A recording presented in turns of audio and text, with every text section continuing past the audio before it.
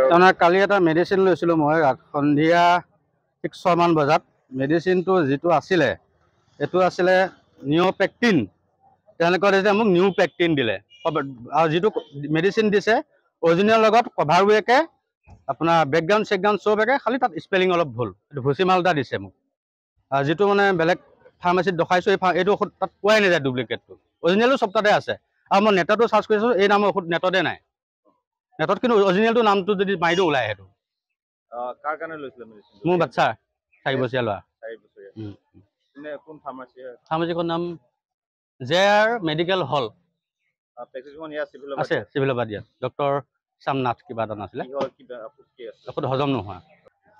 এতিয়া প্ৰশাসনক জনাইছোঁ মই আপোনাৰ জইন ডাইৰেক্টৰকো জনালোঁ, চুপাৰিনটেণ্ডেণ্ট ছাৰকো জনালোঁ। এতিয়া উচিত ব্যৱস্থা ল'ব দিছোঁ তেওঁলোকক প্ৰশাসনৰ ফালৰ পৰা। মেডিচিন দিওঁতে কোন আছিলে, কোনে দিছিলে?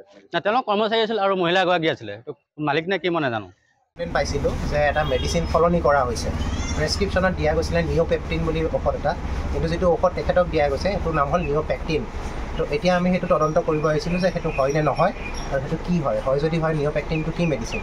এতিয়া দেখাত ক'ব পৰা গৈছে যে এইটো এটা আয়ুৰ্বেদিক মেডিচিন হয়, কিন্তু তথাপি মেডিচিনটো আমি কালেকশ্যন কৰি চেম্পলটো আমি টেষ্টিঙৰ কাৰণে পঠাম।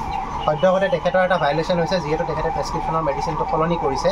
সেইটো as per drugs and cosmetics act and rules 1940 and 1945। এইটো নিঅ'পেক্টিন বুলি এটা মেডিচিন হয়, এইটো এনজাইম বুলি কয়, ডাইজেষ্টিভ এনজাইম, পেটৰ অসুখ হ'লে দিয়া যায়।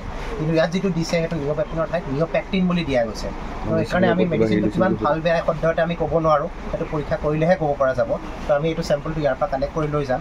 তাৰ উপৰি যিটো হ'লচেলাৰৰ পৰা তেখেতে লৈছে, সেই হ'লচেলাৰৰ পৰা আমি সেই চেম্পলটো কালেক্ট কৰি আমি যিখিনি লেবছ আছে সেই লেবছৰ লগত। ফাৰ্মাচীখনৰ ওপৰত কেনেকুৱা ব্যৱস্থা গ্ৰহণ কৰিব? ফাৰ্মাচীখনৰ ওপৰত মই ব্যৱস্থা গ্ৰহণ নকৰোঁ, মই ৰিপৰ্টখিনি ইয়াত লিখিছোঁ। ৰিপৰ্টখিনি লিখি পেলাই মই হেডকোৱাৰ্টাৰত পঠাম। হেডকোৱাৰ্টাৰৰ পৰা তদন্ত কৰিলে যিহেতু তেখেতৰ ভায়লেশ্যনটো কৰিছে, as per drugs and cosmetics act and rules কৰিছে, তো তেখেতৰ মতে তেখেতৰ ছাছপেনশ্যন হোৱাৰ সম্ভাৱনা আছে।